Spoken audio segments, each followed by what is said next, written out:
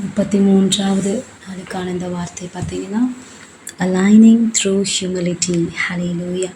Humility அப்படின்னு சொல்லும்பொழுது அந்த தாழ்மை, ஆண்டோடைய அந்த தாழ்மையில் ஒருங்கிணைக்கப்படுவது. ஹியூமிலிட்டி ஆகும்படி நம்ம தாழ்மைப்படுவது நிமித்தமாக தேவனுடைய வார்த்தையோடு ஒருங்கிணைக்கப்படுதல். அதுக்குடைய எபிரேயர் வார்த்தை பார்த்தீங்கன்னா ஆனாவா. ஹல்லேலூயா. இதுக்கான அர்த்தம் பார்த்தீங்கன்னா மேக்னஸ், லோலினஸ் ஆஃப் ஹார்ட், இருதயத்தில் தாழ்மையுடையவர்கள். who has a complete abundance, முழுமையாக கர்த்தரை சார்ந்தவர்கள், மிகவும் தன்னை அண்டர் ரேட் செய்கிறவங்க, ஹம்பிளானவங்கன்னு சொன்னால் அப்படிப்பட்டவர்கள் வசனம் சொல்வது. யாக்கோபு 4ஆம் அதிகாரம் 10ஆம் வசனம்.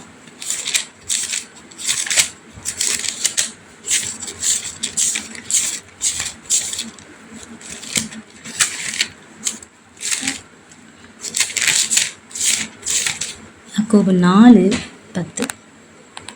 கர்த்தருக்கு முன்பாக தாழ்மைப்படுங்கள், அப்பொழுது அவர் உங்களை உயர்த்துவார். தாழ்மை என்பது ஒரு சாதாரணமான விஷயம், ஒரு சாதாரண சின்ன ஏதோ ஒரு சாதாரண வெப்பன், அது ஒரு மிகவும் பவர்ஃபுல்லான வெப்பன். தாழ்மை என்பது ஒரு மிகுந்த வல்லமையான ஒரு கேடகன்னு நான் சொல்லுவேன்.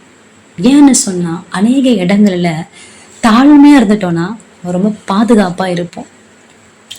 ஆனால் நம்ம தாழ்மை இல்லாமல் போகும்பொழுது என்ன ஆகிடும்னா, அவசரப்பட்டு காரியங்களை செய்து, தேவனுக்கு பிரியமற்ற காரியங்களை செய்து, தேவனுக்கே விரோதியாக மாறக்கூடிய அளவுக்கு கொண்டு போகக்கூடியதான் பெருமை. தாழ்மைக்கு அப்படியே ஆப்போசிட்டு பெருமை. நமக்கு நல்லாவே தெரியும், இந்த பெருமையில் விழுந்து போனவன் யாருன்னா பிசாசு. இந்த லூசிஃபர் என்றக்கூடியவன் கர்த்தர் மிகுந்த உயர்ந்த ஸ்தானத்திலே அவனை வைத்திருந்தார். ஆனால் அவன் அந்த இடத்துல அவனுக்கு பெருமை அவரையிலும் தன்னை உயர்த்தினவதை. என்றைக்கு ஒரு மனுஷன் தான் இருக்கிற நிலைமையை விட்டு தன்னை உயர்த்த முயற்சி பண்ணும்பொழுது அவன் கீழே விழுந்து போவதை நாம் பார்க்க முடியும். அதனாலதான் நாம் எப்பொழுதும் இருக்கிற நிலைமையில ஒரு படி அதிகமா போறதை நீங்க விரும்பாம, ஆண்டவரே ஒரு படி நான் கீழே என்னை தாழ்த்துக்கிறேனப்பா, இந்த இடத்துக்கு நான் தகுதியற்றவள் ஆண்டவரே, இந்த காட்டை செய்ய நான் தகுதி இல்லை ஆண்டவரே, உம்முடைய கிருபை தான் என் தகுதியா இருக்குது. இப்போ how to align with God's humility, அதாவது அலைனிங் த்ரூ ஹியூமிலிட்டி. இப்போ கர்த்தர் வேதத்துல சொல்வாரு, நான் தாழ்மை உள்ளவருக்கு என்ன பண்றேன், கிருபை அளிக்கிறேன், பெருமை உள்ளவனுக்கும் நான் எதிர்த்து நிற்கிறேன்னு ஆண்டவர் சொல்றாரு. ஸோ 1 பேதுரு 5ஆம் அதிகாரம் 5-6. அந்தபடி இளைஞரே, மூப்பருக்கு கீழ்ப்படியுங்கள், நீங்கள் எல்லாரும் ஒருவருக்கொருவர் கீழ்ப்படிந்து மனத்தாழ்மை அணிந்து கொள்ளுங்கள். பெருமை உள்ளவர்களுக்கு தேவன் எதிர்த்து நிற்கிறார், தாழ்மை உள்ளவர்களுக்கோ கிருபை அளிக்கிறார். ஆகையால் ஏற்ற காலத்தில் தேவன் உங்களை உயர்த்தும்படிக்கு அவருடைய பலத்த கைக்குள் அடங்கி இருங்கள். அப்ப ஆண்டவர் இங்க சொல்றாரு, அவரே உங்களை உயர்த்துவாராம். இந்த இடத்துல சொல்றாரு, இளைஞருக்கு ஆண்டவர் சொல்ற இந்த காரியம், மூப்பருக்கு கீழ்ப்படிங்கன்றாரு. இன்னைக்கு சபைகள்ல பாத்தீங்கன்னா மூப்பர்கள் வந்தாலே அவரை பார்த்து பயந்து ஓடிடுவாங்க. ஐயோ ஒரு வந்துட்டாருப்பா மூப்பர், ஏதாவது அட்வைஸ் பண்ணுவார், அதோட என்ன பண்ணலாம், எஸ்கேப் பண்ணலான்னு சொல்லிட்டு என்ன பண்றாங்க, நிறைய இளைஞர்கள் ஓடி போயிடுறாங்க. ஆனால் இளைஞர்களே மூப்பர்களை பார்த்து ஓடி போங்கலாம் போட்டிருக்கு. ஆனா என்ன சொல்ற, இளைஞர்களே மூப்பர்களே என்ன பண்ணுங்க, கீழ்ப்படிந்து மனத்தாழ்மையை அழிந்து கொள்ள. நமக்குள்ள மனத்தாழ்மை ட்ரெஸ்ஸு, நம்ம ட்ரெஸ்ஸு தான் டெய்லி போட்டுக்க முடியும், தாழ்மை கூட ட்ரெஸ்ஸு மாதிரி தான். டெய்லி நம்ம என்ன பண்ண, தாழ்மையாக இருக்கணும் அப்படின்னு அந்த ஆடையை நாம் உடுத்தி கொள்ள வேண்டும். அப்போதான் நம்ம மற்றவங்களுக்கு கீழ்ப்படிய முடியும். பெருமை உள்ளவர்களுக்கு தெய்வம் என்ன பண்றாரு, எதிர்த்து இருக்கிறாரு. அதனால்தான் பிசாசு அநேக வேலைகளை, தேவ பிள்ளைகள் பாருங்களேன், எல்லா வகையில கரெக்டா இருப்பாங்க, ஆவிக்குரிய பிள்ளைகள் நிறைய வேலைகளை இந்த பெருமையில உழுந்து போறதே யாருன்னா ஆவிக்குரியவர்கள் தான். ஆவி கம்மியா இருக்கவங்க தாழ்மையா தான் இருப்பாங்க. எப்பயுமே ஆவி அதிகமா இருக்கவங்க தான் என்ன பண்ணுவாங்க, மிஞ்சி பேசிடுவாங்க.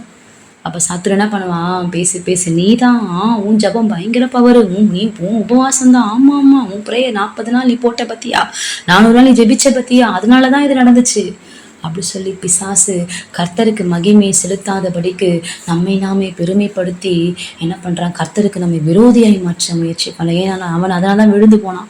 அதனால என்ன பண்றான், அது அவனுக்கு ஈஸியா இருக்கு. அதனால நம்ம என்ன பண்ணோம், மிகுந்த மனத்தெளி உள்ளவர்களா நாம் இருந்த தாழ்மையை அணிந்து கொள்ள வேண்டும் என்று கர்த்தர் நமக்கு ஆலோசனை சொல்லுகிறார்.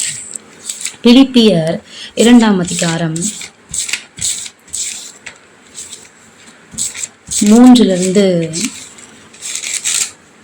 3-8 வரைக்கும் நீங்க வாசிச்சு பாருங்க.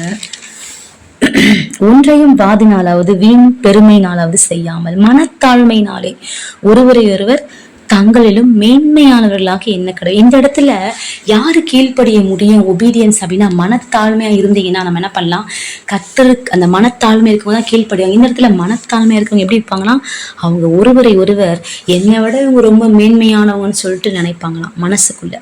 இவன் என்ன அப்படின்னு நினைக்கிறது இல்லை, ஐயோ இவங்களா அப்படின்னு நினைக்கிறது. அல்லேலூயா. ஸோ இது இப்படிதான் நம்ம இருக்கணும். யார் விரும்புறா? நம்முடைய பிதா விரும்புகிறார். அவனவன் தனக்கானவைகளை அல்ல பிறனுக்கானவைகளை நோக்குவானாக. கிறிஸ்து இயேசு இந்த சிந்தையே உங்களிலும் இருக்க கடவது என்று கர்த்தர் நமக்கு ஆலோசனை சொல்லுகிறார். நீ அதே மாதிரி நீதிமொழிகள் 22:4 அதிகாரம் எடுத்து வாசிச்சு பார்த்தீங்கன்னா, அதில் ரொம்ப ஆவியானவர் ரொம்ப அழகா அதில் சொல்லியிருப்பாரு. நீதிமொழிகள் 22:4.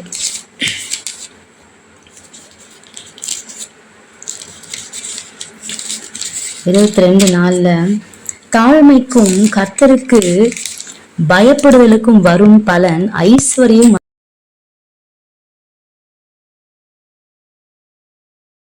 போட்டு ஜெபிக்கிறோம். அது ரொம்ப தேவைதான். நிச்சயமா உபவாசம் பண்ணும்போது நம்ம தாழ்த்துறோம். அது ஒரு விதமான தாழ்மை தான். ஆனா ஆண்டருடைய வசனம் இங்க அழகா போட்டிருக்கு. என்ன வரும்னு போட்டிருக்கு? தாழ்மைக்கும் கர்த்தருக்கு பயப்படுதலுக்கும் வரும் பலன். அப்ப இன்றைக்கு கர்த்தருக்கு பயப்படுதலுக்கு தாழ்மையா இருக்கிறதுக்கு இந்த ரெண்டு கருத்து கத்துக் கொடுக்குற பலன் தெரியுமா? ஐஸ்வர்யம், மகிமை, ஜீவன். இது 3 தான் உங்களுக்கு தேவை. ஐஸ்வர்யம் மட்டும் போதாது, மகிமையும் தராரு, அது மட்டும் இல்ல ஜீவனையும் தராரு. அல்லேலூயா. அப்ப இது 3த்தையும் பெற்றுக்கொள்ள நம்ம எப்படி கர்த்தருக்கு பயப்படுகிற பயத்தோடும் தாழ்மை உள்ளவர்களாய் நாம் இருக்கும்பொழுது இதை 3ஐயும் கர்த்தர் நமக்கு தருவார். அல்லேலூயா. வேதாகமத்துல கூட சில தேவனுடைய தாசர்கள் நீங்க பாத்தீங்கன்னா அவர்கள் மிகுந்த தாழ்மையா இருந்தாங்க. மோசே பாத்தீங்கன்னா அவர் என்ன பண்ணுவார்னா, அவர் மிகுந்த தீர்க்கதரிசின்னு ஆண்டவரே அவரை சொல்வார். என் வீட்டிலெங்கும் மோசே உண்மை உள்ளவன் ஆண்டு சொல்றாரு. மோசையை கர்த்தரே முகமுகமா அந்த முச்சையில கூப்பிட்டு அழைத்து வந்தார். ஆனா மிரியம் என்ன பண்ணுவாங்க, அவ்வளவு பெருமையா பேசுவாங்க. ஆனா மோசே தன்னை தாழ்த்தி கொண்டார்.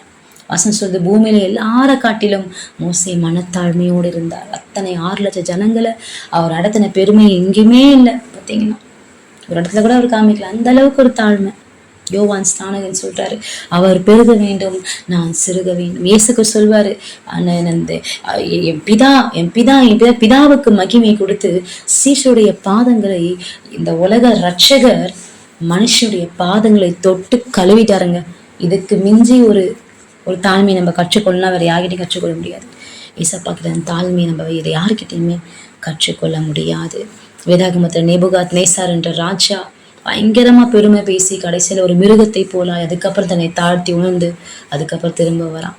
பெருமை எங்கெல்லாம் வருது அங்கெல்லாம் ஆண்டவர் எதிர்க்கிறார். ஆனா எங்கெல்லாம் தாழ்மை இருக்கிறவர்களை ஆதரிக்கிறார், அவர்களை காப்பாற்றுகிறார், அவர்களை ஆஸ்வதிக்கிறார். பெருமை இருந்தா அங்க கிருபை இருக்காது, ஆனா தாழ்மை இருந்தா அவங்களுக்குள்ள கிருபை பெருகும். ஆலையில் இன்றைக்கு நம்ம வாழ்க்கையில கேட்போம், ஆண்டவரே ஏன் நான் எவ்வளவு ஜெபிக்கிறேன்ப்பா, இன்னும் என்னுடைய வாழ்க்கையில ஏன் மாற்றம், ஏன் உயர்வுகள் தாமதிக்கிறேன்னு சொன்னா ஒருவேளை ஆராய்ந்து பார்ப்போம். ஒருவேளை அது பெருமையா இருக்கலாம். ஆலையில் யாருக்கு தெரியும்? ஒருவேளை கர்த்தர் விரும்புகிற தாழ்மை நம்ம கிட்ட இல்லை, பேச்சுல தாழ்மை இல்லை. சும்மா மேல ஒயிட் ட்ரெஸ் போட்டு நகை போடாம இருக்கிறதுனால தாழ்மைன்னு சொல்ல முடியாது.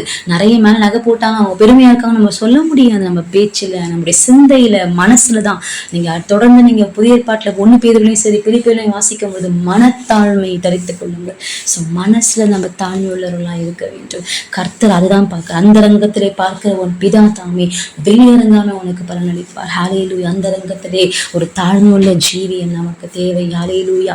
கர்த்தருடைய ஆவியானவர் தான் நம்மளை தாழ்மையை அவர் மிகவும் விரும்புகிறார். தாழ்மையுள்ள ஆத்துமா அவர் நேசிக்கிறார். ஹல்லேலூயா.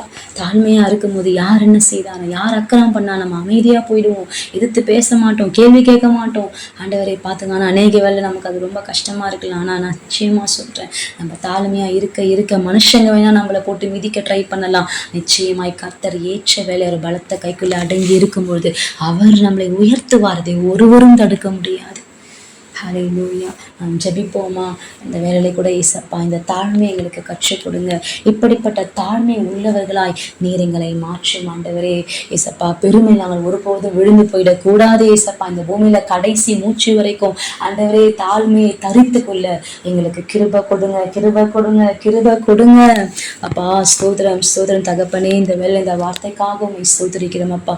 சகல கணத்துக்கும் சகல மகிமைக்கும் பாத்திரர், அதற்கு உரியவர் நீர் ஒருவர் தான் ஆண்டவரை. நாங்கள் எங்களை தாழ்த்துகிறோம் அப்பா. நாங்கள் தகுதியற்ற ஒரு களிமண் தான் ஆண்டவரை. களிமண்ணுக்குள்ள ஜீவனை ஊற்றி நீர் மகிமைப்பட்டு கொண்டிருக்கிறப்பா. இந்த மேன்மை எங்களால் உண்டானது அல்ல, இது உங்களுடைய கிருபையே தகப்பன், இது உங்களுடைய கிருபையே, வேறொன்றும் இல்லை அப்பா. இதெல்லாம் உங்க கிருபைதான் ஆண்டவரே. இந்த கிருபையை நாங்கள் கனப்படுத்த, உங்க கிருபை எப்போதும் உணர்ந்து கொள்ள, உங்க கிருபை எப்போது நாங்கள் போற்றி புகழ்ந்து அதை உயர்த்தி பேச எங்களை கிருபை கொடுங்க இயேசப்பா. எங்களை ஒரு விசை தாழ்த்துகிறோம். எல்லா விதமான பெருமை, மேட்டிமை, அகந்தை இயேசுவின் நாமத்துல எங்களை விட்டு, எங்கள் குடும்பங்களை விட்டு, சபைகளை விட்டு ஒழிந்து போகட்டும் ஆண்டவரே. எங்கள் வாழ்க்கையை மாற்றும் அப்பா. கர்த்தருக்கு பயப்படுவதனால், அந்த தாழ்மையா இருப்பதனால் நீர் ஐஸ்வர்யத்தையும் மகிமையும் ஜீவனையும் தருவேன் என்று வாக்கு கொடுத்து அதை எங்கள் வாழ்க்கையில பலிக்கட்டும் இயேசுவின் நாமத்திலே. கர்த்தருக்கு பயப்படுதலும் மனத்தாழ்மையும் எங்களுக்குள்ளே பெருகட்டும் அப்பா. இதை கேட்கிற ஒவ்வொருடைய வாழ்க்கையிலும் மனத்தாழ்மைகளை மாற்றும் ஆண்டவரே. இயேசுவின் நாமத்தில் செபிக்கிறோம் நல்ல பிதாவே. ஆமென். God bless you.